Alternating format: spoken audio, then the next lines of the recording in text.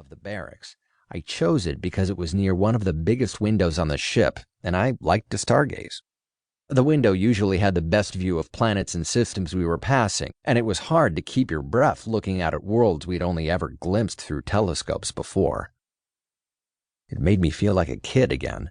My dad used to tell me about the space race back in the 1950s and 60s. Space exploration began in earnest when we started to worry about the Russians dropping nuclear weapons on us from space, back when us meant Americans. Eventually, everybody lost interest because space turned out to be an expensive hobby for countries with no concept of return on investment. The occasional discussion of monetizing the cosmos cropped up, mostly revolving around mining and maybe eventually trade, but it was all academic because it was too expensive.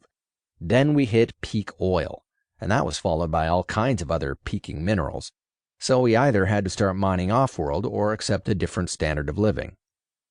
What had once been the United Nations was now the United Government, mostly a coat of paint, really, but it pushed the ICC and other disparate sections of international law and government under the same tent. At the same time, the power of national governments had been shrinking as the world became smaller, so the UG became roughly equivalent to the old US in terms of real-world influence.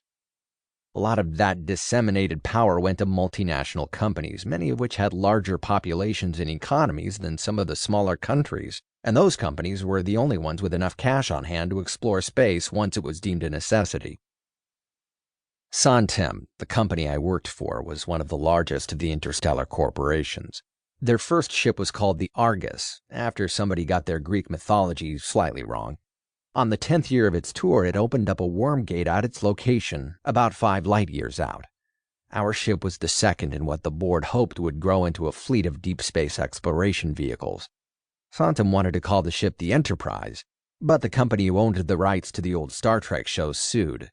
Several related names were floated, including Commerce and even Intercourse, which had my vote, before they settled on Nexus.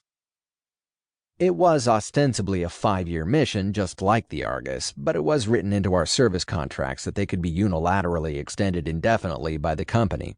We all knew when we signed up that the ship was designed so generations could live and die on board. There was no expectation of going back home.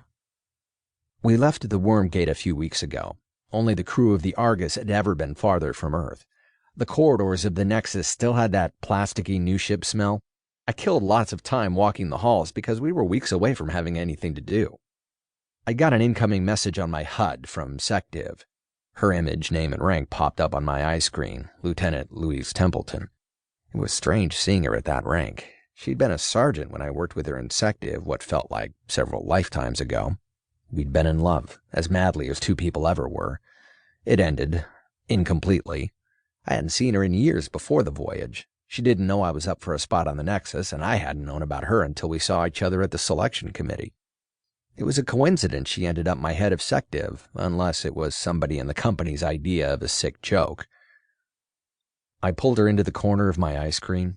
Her dark hair was pulled back in a bun in a way that made her look more severe than she was, though she could be severe. She was first on my personality compatibility matrix and 7th for genetic compatibility. Because it was a generational ship, they built the matrices during crew selection to make sure we didn't get out past Jupiter before everybody realized they had no intention of boning anybody else, like an interstellar panda exhibit. I hadn't had the computer build a composite, but SecDiv suspected we would have beautiful, disturbingly brilliant children, though I wasn't sure if either of us wanted that. LT, what's happening? I realized only after answering that I'd called her by her initials, LT, sounding like Melty, like I used to. I hoped she could confuse it with a recitation of her rank. We were still a ways away from being back to friendly. I've got a situation developing, she started. An ensign setting off the decibel sensors in the corridor, trying to blow the drums out of one of my sec-off's ears. I'm on the bridge, or I'd handle it myself. And SecDiv's gone a whole week without bloodying a crew member. Well, that too, she said with a smile. Just down the hall from your 20. Location? I wasn't far enough out of the security services I'd forgotten my 10 codes, but it had probably been a while since she'd worked security for someone with my background. I adjusted my cochlear implant just enough to eavesdrop. Yeah, I hear him now. Jesus, that's some Paleolithic caveman shit he's flinging.